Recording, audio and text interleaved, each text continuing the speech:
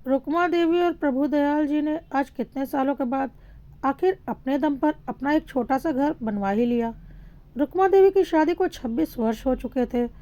दो बेटे थे रुक्मा देवी के, लेकिन आज तक वह अपना घर नहीं बनवा पाई थी।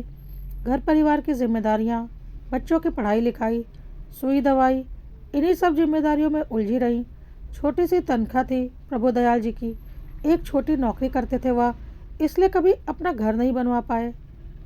थोड़े थोड़े पैसे जोड़ती थी रुक्मा देवी कि आज नहीं तो कल अपना घर होगा। गांव का घर छोड़कर शहर में नौकरी की वजह से रहना पड़ रहा था। गांव में दूसरे भाई और उनके परिवार रहते थे। वहाँ अच्छा खासा बड़ा घर था, लेकिन क्योंकि प्रभुदयाल जी की नौकरी शहर में थी तो उन्हें तो अपने परिवार के साथ अपने गुजर बसर के लिए शहर में ही रहना था। माता पिता के पास भी इतने पैसे नहीं थे कि बंटवारा करके सब बच्चों को दे देते, जिससे वह अपना एक घर शहर में खरीद लेते। क्योंकि गांव में संपत्ति के नाम पर सिर्फ एक पुश्तैनी घर था, जिसमें कि बाकी के दो भाइयों का परिवार रहता था। खैर, रुक्मा देवी और प्रभुदयाल जी ने थोड़े थोड़े पैसे जोड़कर आज अपनी शादी के 26 सालों बाद अपना एक छोटा सा घर बनवा ही लिया था। लेकिन घर इतना छोटा था कि उसमें एक बड़ा परिवार गुजारा नहीं कर सकता था। घर में दो बेडरूम, एक हॉल और एक छोटा सा किचन और वॉशरूम बना हुआ था। और इस तरह से घर का नक्शा बना था कि सिर्फ एक बेडरूम सेपरेट था, बाकी एक बेडरूम से होकर वॉशरूम और किचन तक जाना पड़ता था। इसलिए देखा जाए तो उस घर में सिर्फ एक बेडरूम था और वॉशरूम और किचन तक जाने के लिए दूसरे बेडरूम का सहारा लेना पड़ता था। और एक हॉल था। लेकिन जितना बजट था उतने में ही रुक्मा देवी और प्रभुदयाल जी को अपना घर बनवाना पड़ा। अपने घर में आए उन्हें 1 साल हुआ था। बेडरूम में प्रभुदयाल जी और रुक्मा देवी रहते थे और दूसरे बेडरूम में, जो कि किचन और वॉशरूम के बीच में था, दोनों भाई रहते थे। और हॉल में सोफ़ा वगैरह लगा था और साइड में एक बेड भी लगा दिया गया था। घर बनाते बनाते ही रुक्मा देवी और प्रभुदयाल जी की उम्र लगभग बीत गई थी और बेटों के शादी की उम्र आ गई थी। और रुक्मा देवी ने अपने बड़े बेटे राजेश की शादी तय कर दी। रुक्मा देवी के दोनों बेटे राजेश और अमित दोनों ही प्राइवेट कंपनी में नौकरी करते थे और ठीक ठाक कमा लेते थे। खैर, बड़े बेटे राजेश की शादी हो गई और घर में बहू आ गई। अब क्योंकि घर में बहू आ गई थी तो उसे बेडरूम चाहिए था, तो रुक्मा देवी और प्रभुदयाल जी ने अपना बेडरूम बड़े बेटे बहू को दे दिया और खुद दूसरे बेडरूम में शिफ्ट हो गए, जो कि कहीं से भी बेडरूम कहलाने के लायक नहीं था। और छोटा बेटा अमित हॉल वाले बेड पर सोता था। खैर, नए बेटे बहू को तो प्राइवेसी मिल गई, क्योंकि उनकी नई नई शादी थी और बहू घर में आई थी तो यह जरूरी भी था। लेकिन रुक्मा देवी और प्रभुदयाल जी को बहुत परेशानी होने लगी, क्योंकि बेटे बहू जब भी किचन या वॉशरूम में जाते उनके कमरों से होकर गुजरते। कितना भी वह बुजुर्ग हो गए थे, लेकिन हर कोई बेडरूम में एक प्राइवेसी तो चाहता ही है, जिसकी वजह से रुक्मा देवी और प्रभुदयाल जी को बहुत दिक्कतों का सामना करना पड़ रहा था। पर क्या कर सकते थे, वही उनका घर था। खैर, इसी तरह से 3 वर्ष बीत गए और अब छोटे बेटे अमित की शादी के बारे में सोचा जाने लगा।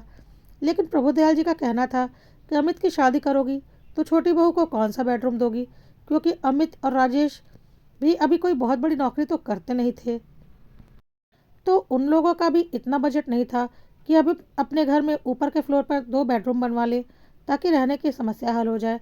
और रुक्मा देवी और प्रभुदयाल जी ने तो अपने जीवन भर की जमा पूंजी अपने इस घर को बनाने में लगा दी थी, तो बजट इजाज़त नहीं दे रहा था कि घर में एक फ्लोर और बनवाया जाए। और अमित की शादी की उम्र भी हो गई थी। रुक्मा देवी का कहना था कि राजेश की शादी को 3 वर्ष हो चुके हैं, हम अपना बेडरूम राजेश को दे देंगे और हम हॉल में शिफ्ट हो जाएंगे और राजेश के बेडरूम में अमित और उसकी पत्नी शिफ्ट हो जाएंगे, क्योंकि वह नई बहू रहेगी तो उसे प्राइवेसी चाहिए। रुक्मा देवी को यह बात समझ में नहीं आ रही थी कि कोई नई बहू रहे या पुरानी बहू, या फिर बहू रहे या वह खुद रहे, प्राइवेसी की तो सबको ज़रूरत होती है। उन्हें तो बस अपना परिवार एक साथ चाहिए था। वह नहीं चाहती थी कि कोई भी बेटा अपना परिवार लेकर अलग किराए के घर में जाए। और उनकी जिद के आगे किसी की नहीं चल रही थी। उनका कहना था, जब तक मैं जीवित हूँ मेरे दोनों बेटे बहू साथ में रहेंगे, मेरे मरने के बाद जिसे जहाँ रहना है रहे। और अपनी इसी जिद में उन्होंने अपने छोटे बेटे अमित की भी शादी कर दी और राजेश का कमरा अमित को दे दिया गया। राजेश रुक्मा देवी के कमरे में शिफ्ट हो गया और रुक्मा देवी और प्रभुदयाल जी हॉल में शिफ्ट हो गए। नई बहू को एक कमरा मिल गया। लेकिन 3 साल पहले आई बड़ी बहू की ज़िंदगी खराब हो गई, क्योंकि उसके कमरे से होकर वॉशरूम और किचन का रास्ता जाता था। कोई प्राइवेसी नाम की चीज़ नहीं रह गई थी। और रुक्मा देवी और प्रभुदयाल जी तो हॉल में ही पड़े थे, जहाँ हर वक्त कोई ना कोई आता जाता ही रहता था। कभी भी वह आराम नहीं कर सकते थे। लेकिन फिर भी रुक्मा देवी की जिद थी कि हम सब एक साथ एक घर में ही रहेंगे। मेरे जीते जी मेरे बेटे बहू मुझसे अलग नहीं होंगे। उन्हें यह नहीं दिख रहा था कि इससे कितनी दिक्कतें बढ़ रही हैं।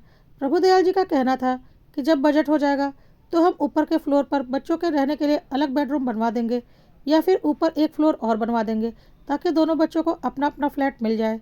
लेकिन जब तक ऐसा नहीं हो पा रहा है, इन्हें किराए के घर में जाने दो। इनकी भी ज़िंदगी है, इन्हें भी अपने हिसाब से जीने दो। यह पल दोबारा नहीं आएंगे। अपने जीवन का सुनहरा समय वह दोनों इसी सब में गुजार देंगे और चैन की ज़िंदगी नहीं जी पाएंगे। लेकिन रुक्मा देवी को यह सब बातें समझ में नहीं आ रही थी। उन्हें बस माँ का प्यार दिख रहा था, और वह अपने जीते जी अपने बच्चों को अपने से दूर नहीं देख सकती थी। एक माँ बनकर तो वह सोच रही थी, पर एक पत्नी बनकर नहीं सोच रही थी, क्योंकि वह उम्र के उस दौर से निकल चुकी थी और अब वह उन ख्वाहिशों और जज्बातों को नहीं समझ पा रही थी। खैर, इसी तरह से दिन गुजर रहे थे। छोटी बहू भी अब गर्भ से थी, और बड़ी बहू का 1 वर्ष का बच्चा था, जो कि अभी माँ का स्तनपान करता था। बड़ी बहू जब गर्भ से थी तो उसे उल्टियाँ होती थी, तो वह दौड़कर वॉशरूम की तरफ जाती थी। लेकिन इतनी दिक्कत नहीं थी, क्योंकि उसके सामने उसका देवर रहता था। लेकिन अब छोटी बहू पेट से थी और उसे भी उल्टियाँ आती थी, और वह साड़ी पहनने में भी उसे दिक्कत होती थी, जिसकी वजह से वह नाइटी पहनती थी। और क्योंकि गर्भावस्था में बहुत ज़्यादा घुटन के एहसास होता था, इसलिए वह दुपट्टा वगैरह नहीं लगा सकती थी, और उसे बार बार दौड़कर वॉशरूम की तरफ जाना पड़ता था, और जेठ जी के कमरे से होकर जाना पड़ता था, जो कि उसे और जेठ जी दोनों को ही शर्मिंदगीजनक महसूस होता था। उधर बड़ी बहू का बच्चा छोटा था, जो कि कभी भी स्तनपान करने के लिए रोने लगता था, और कई बार ऐसा होता था कि बड़ी बहू अपने बच्चे को स्तनपान करा रही होती थी, और ससुर जी या देवर वॉशरूम या किचन में जाने के लिए उस कमरे से गुजरते थे, और उन्हें भी शर्मिंदगी का एहसास होता था, साथ ही साथ बहू को भी। लेकिन रुक्मा देवी यह सब कुछ देख कर भी अपनी जिद पर अड़ी थी। लेकिन अब हालात बदतर होते जा रहे थे, क्योंकि यह कहीं से भी सही नहीं लग रहा था कि बच्चों को एक साथ रखने के लिए सारी मर्यादाओं को ताक पर रख दिया जाए। लेकिन रुक्मा देवी को समझाए कौन। उनका कहना था, घर के ही तो लोग हैं, घर की बातें कौन बाहर करेगा। ठीक है, जेठ के सामने बिना घूंघट के छोटी बहू को आना पड़ता है, कोई बात नहीं। जेठ तो बड़े भाई के समान होता है, क्या उसे उसकी परेशानी नहीं दिख रही। यह तो घर की बातें हैं, बाहर कौन ले जाएगा। लेकिन फिर भी जो रिश्ते हैं वह रिश्ते तो हैं ही। बोल देना आसान होता है, पर शर्मिंदगी तो होती ही थी। तंग आकर एक दिन बड़ी बहू और छोटी बहू ने सोच लिया कि आज वह रुक्मा देवी को आईना दिखाकर रहेंगी, क्योंकि अब और कोई रास्ता नहीं बचा था। सुबह सुबह जब रुक्मा देवी उठी तो देखा छोटी बहू बिना दुपट्टा लिए नाइटी पहनकर पूरे घर में घूम रही है। रुक्मा देवी ने बोला, यह तुम क्या कर रही हो। तो उसने बोला, मम्मी जी, मेरा जी घबरा रहा है, कमरे में मुझे अच्छा नहीं लग रहा। तो रुक्मा देवी ने बोला, तो ठीक है, दुपट्टा तो लगा लो। छोटी बहू ने कहा, अरे मम्मी जी, घर के ही तो लोग हैं, और बड़े भैया तो मेरे भी बड़े भाई के समान हैं, उनसे क्या संकोच।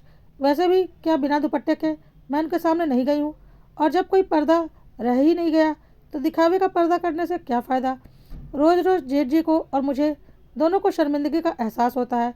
इससे तो अच्छा है इस शर्म को ही ख़त्म कर दिया जाए, क्योंकि हम दोनों खुद को अपराधी महसूस करते रहते हैं और ग्लानि में जीते हैं, जबकि हमारी कोई गलती भी नहीं है। रुक्मा देवी को कुछ जवाब देते ना बना, और वह किचन की तरफ जाने लगी तो देखा कि बड़ी बहू बिना दुपट्टा लगाए अपने बच्चे को स्तनपान करा रही है। रुक्मा देवी ने बोला, तेरा भी दिमाग फिर गया है क्या, कम से कम दुपट्टा तो लगा ले। अभी इसी कमरे से होकर अमित आएगा जाएगा, और तेरे ससुर जी भी आएंगे जाएंगे, थोड़ी तो शर्म लिहाज कर ले। बड़ी बहू ने बोला, कैसा शर्म लिहाज मम्मी जी, यह कोई एक दिन की बात तो है नहीं कि मैं मैनेज कर लूँ, यह तो रोज़ की बात है। इतनी गर्मी में बच्चा दुपट्टे के अंदर पसीने पसीने हो जाता है और रोता रहता है, ठीक से दूध भी नहीं पी पाता, रोते रोते सो जाता है, क्योंकि उसे बहुत गर्मी लगती है। तो क्या अब मैं उसके स्वास्थ्य से भी समझौता करूं।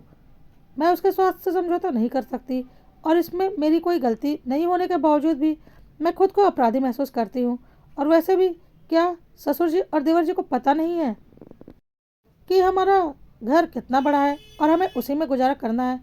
जब कोई पर्दा रह ही नहीं गया तो दिखावे का पर्दा करने से क्या फ़ायदा। रिश्ते तो वैसे भी पर्दे से बाहर आ चुके हैं, तो खुद को अपराधी समझकर अपराध बोध महसूस करने से क्या फ़ायदा। रुक्मा देवी को आज बड़ी बहू की बातों का भी जवाब देते नहीं बना, लेकिन प्रभुदयाल जी ने समझ लिया कि अब अगर उन्होंने मुंह नहीं खोला तो उनके परिवार का बिखर जाना तय है। और यह गलत भी था। बच्चों को साथ रखने की जिद में बच्चों की प्राइवेसी के साथ खिलवाड़ किया जा रहा था, जो कि कहीं से भी सही नहीं था। हर किसी को अपनी व्यक्तिगत जिंदगी आराम से जीने का हक है और होना भी चाहिए, और जो रिश्ते मर्यादा के दायरे में अच्छे लगते हैं उन्हें एक मर्यादा में ही रहना चाहिए। प्रभुदयाल जी ने तेज आवाज में बोला, बहुत हो गया रुक्मा देवी, अब और नहीं। आपकी वजह से मेरे दोनों बेटे बहू घुट घुट कर जी रहे हैं। आपकी वजह से मेरे दोनों बेटे बहू किसी भी प्रकार की गलती ना होने के बावजूद भी शर्मिंदगी, ग्लानि और अपराध बोध में हर वक्त घिरे रहते हैं, और कुछ हद तक मैं भी। लेकिन अब और नहीं। आपकी जिद के आगे अब मैं और नहीं झुकूंगा। क्या यह ज़रूरी है कि अगर बेटे बहू अलग रहें तो वह माँ बाप से दूर हो जाएंगे, या भाई भाई एक दूसरे से दूर हो जाएंगे? आज मैं कहता हूँ, तुम दोनों अपना अपना कमाते हो। जैसे मैं और तुम्हारी माँ ने किराए के घर में अपना जीवन गुजारा है और जब बजट हुआ तब अपना घर बनवाया, उसी तरह से तुम लोग भी किराए के घर में जा सकते हो और जब बजट हो तो अपना घर बनवा सकते हो, या फिर इसी घर में ऊपर का फ्लोर बनवा सकते हो। कोई ज़रूरत नहीं है इस तरह जानवरों की ज़िंदगी जीने की, ताकि हम एक साथ एक घर में रह सकें। अरे एक घर में रहने का मतलब यह नहीं कि इंसान होते हुए हम जानवरों की तरह रहने लगे। मेरा यह फैसला है कि आज का आज तुम दोनों यहीं कहीं आसपास में अपने लिए किराए का घर देखो और उसमें शिफ्ट हो जाओ, और हर सुख दुख में एक दूसरे के साथ खड़े रहो। ज़बरदस्ती एक दूसरे के साथ रहकर परेशानी में ज़िंदगी गुजारने से अच्छा है दूर दूर रहकर प्यार मोहब्बत से रहो। और हाँ, मेरे इस फैसले को आखिरी फैसला समझो। अब इस पर कोई बात नहीं होगी। आज के आज तुम दोनों अपने लिए घर देखो। पति का रौद्र रूप देखकर आज रुक्मा देवी को कुछ भी बोलने की हिम्मत नहीं हुई, और उन्होंने बोला, तुम्हारे पापा जैसा कह रहे हैं करो। हाँ, मैं मानती हूँ मैं गलत थी तुम दोनों को अपने पास रखने के लिए। मैं तुम दोनों की व्यक्तिगत ज़िंदगी से खिलवाड़ कर रही थी, जो कि कहीं से भी सही नहीं है। तुम दोनों को अपनी प्राइवेसी मेंटेन करने का पूरा हक है। आज रुक्मा देवी को अपनी गलती का एहसास हो चुका था।